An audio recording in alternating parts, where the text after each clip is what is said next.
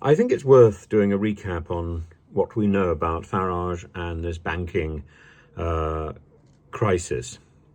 Farage, the fellow who went to Dulwich College, who was clearly at that point, when he was a boy in 1981, he was described as somebody who had publicly professed racist and neo-fascist views. He was sidling up to Jewish members of the school and saying Hitler was right. He was a vocal National Front supporter. And, really, this is not an attractive background. And it's not got any better as he's got older. As he's got older, he's been linked to the National Front, BNP, and financial scandals, expenses scandals across the European Parliament. In fact, just before he left the European Parliament, he was accused of misspending taxpayers' money. And the hypocrisy of condemning tax havens 1 year and then being discovered, being caught investing in them the next. His attitude to gay marriage, profoundly illiberal. His defense of Putin, Trump, Tate, and the wonderful scene on RT where the little girl says, "My mummy says you hate foreigners." All of this lies behind, it seems, his being taken down by Coutts. And the problem started when the manager who looked after his account, Mark Pierce, the relationship manager, was replaced by a person called Min Fung, who said the accounts were closing. And Farage immediately asked if this was because he was a politically exposed person. He was promised a letter which was accordingly blunt and unhelpful. Your accounts are to close. Please be gone by such and such date. He wrote to the chief executive, J.P. Flavel, and got no reply. Later, Camilla Stowell suggested that he tried Revolut, which is a digital bank. It's fairly condescending to actually suggest that. At no point in the narrative to that point was he offered a NatWest account, it appears. That comes a little later. And probably just before, the BBC claimed that he was dropped from Coutts because he fell below the wealth margin, the wealth ceiling. And this, in turn, was something the BBC reported after there was a party in London's Langham Hotel, one of these award ceremonies. And Alison Rose, Dame Alison Rose, the chair of NatWest, which owns Coutts, was seen sitting next to Simon Jack, a senior BBC reporter. Now, there's no confirmation that the conversation between Jack and Alison Rose was the one that led to the assurance that Farage was being thrown out because he fell below the ceiling. But clearly, somebody had been indiscreet, because that is information that should never have got out of a bank. Farage talks about enduring a considerable and humiliating amount of publicity as a result of inaccurate BBC reports. He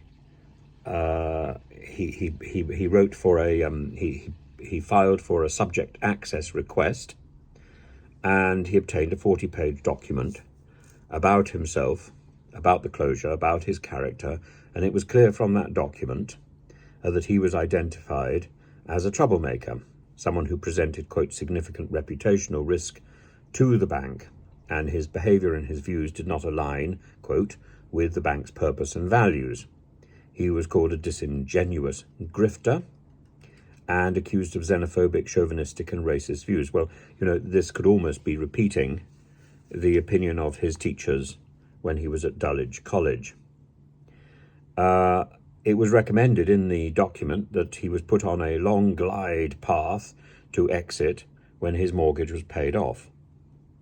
Coutts called itself an inclusive organisation. Now, a lot of this is just the sort of bureaucratic language, but it's quite clear. Coutts was determined that Farage should not be aligned with its bank any longer. The problem, as I see it, is that they said one thing, they wrote another. So Coutts has also tried to hide behind client confidentiality when asked further questions. But it seems that it wasn't politically exposed persons or Farage's mortgage, but whether the bank is trustworthy, whether the bank is confidential and honest. It's not confidential, demonstrably.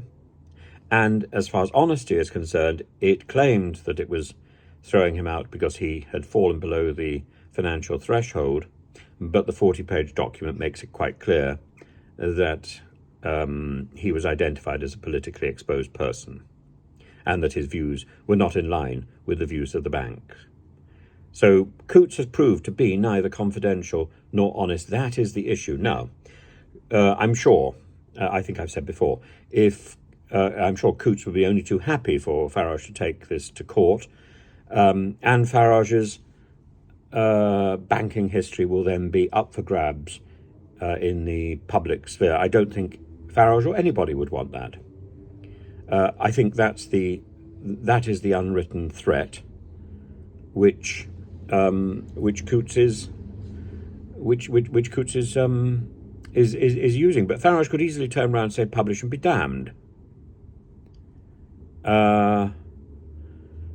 Alison Rose wrote to Farage to apologise about the deeply inappropriate comments. No individual should have to read such comments. The negative description of Farage did not reflect the view of the bank, and she offered that he should take up the personal account with NatWest, something that was offered earlier, but clearly not at the initial exchange of letters with Min Fung after Mark Pierce had left the bank. And indeed, was certainly not part of the offers even when Camilla Stowell wrote to Farage. So none of this will restore Farage's business account, and Farage is left in a mess. And I don't think, I think there are various issues here. Number one, the key issue, I think, is about confidentiality and honesty. The second issue, the issue that, of course, the government would want to emphasise, is the politically exposed persons issue, which I think is a very, very much a secondary issue in this story. And the third issue is whether or not Farage has a right to a bank account and a right to a business bank account, and that is probably guaranteed by European law, which was brought into British law in 2015. And it is ironic that Farage has to depend on laws which were created through Europe for his future financial success, or for his future financial security.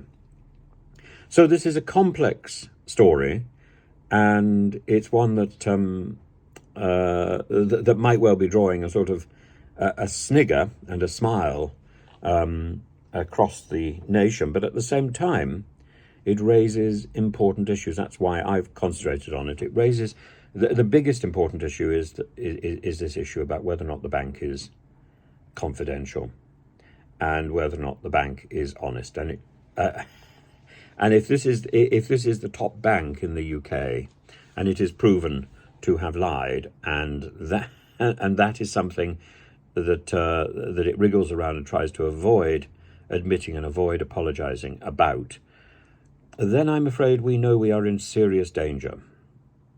So far, it hasn't said anything.